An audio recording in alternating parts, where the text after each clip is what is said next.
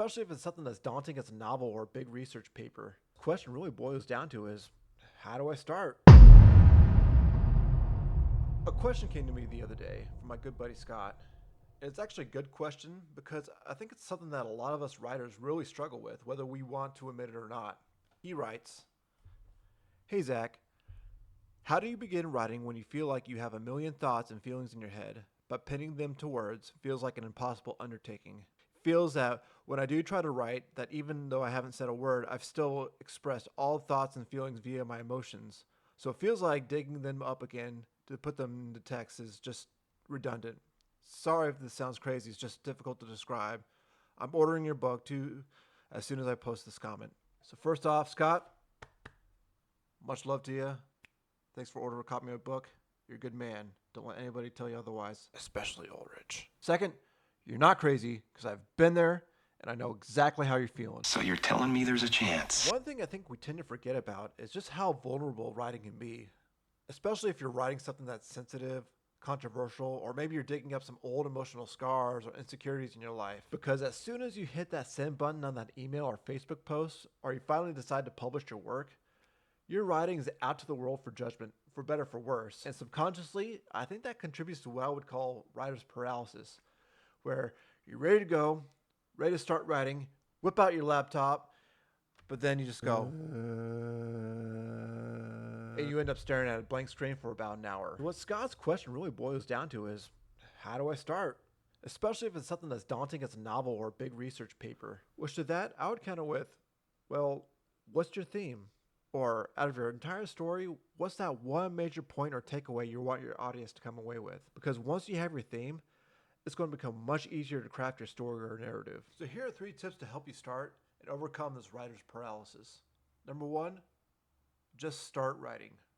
Simple, right? Well, yeah. It doesn't matter if it's incoherent sentences or just single words, or maybe you even got some greasy thoughts in there. You're doing greasy stuff. The point is not to create beautiful prose right out of the gate, but instead to take the puzzle pieces out of the box so you can start laying them out and just visualize how your story is going to come together. So depending on how big and complex your story is, this step could get a little messy, but that's okay. Because with everything in life, we had to start somewhere, and with enough work and persistence, we'll eventually get to where we need to be. And the most important part of the step is that whatever you write is for your eyes and your eyes only.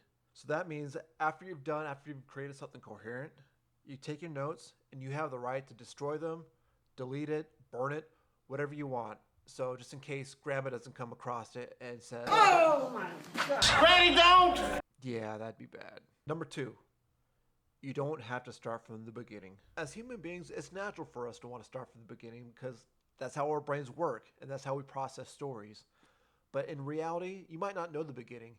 You might have a few scenes here and there, or maybe you know the middle, maybe you know how it's going to end. Write those first. Writing already takes a long time as it is.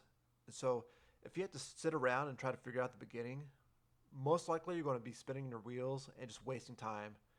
And so instead, just write what you know, and who knows, maybe in that process, the other parts will fall into place. Number 3, once you have part of your story written out and you have an idea what your theme's going to be, take that and structure the rest of your story around it. For example, let's say you have a scene in your mind where there's this epic battle between these 2 armies, and they duke it out, it's crazy, it's awesome. Why are these 2 armies fighting? Who are their leaders? What are their motivations? Who wins the battle? What are the consequences? Is it the start of a new story? Is it the beginning of the story? These are the types of questions you want to ask to help build your story, build around that scene, and to help really give your story some depth. If you really want to learn more about story structure, I highly recommend this book, Save the Cat. This is probably one of the best books out there that helps explain story arcs, and it really breaks down the different beats in your typical story.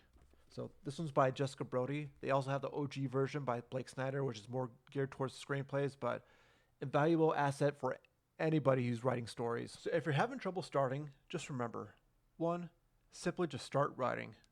2, you don't have to start from the beginning. And 3, structure your story from what you already know and what you've already written. And that's going to make your life that much easier. Thank you again for listening.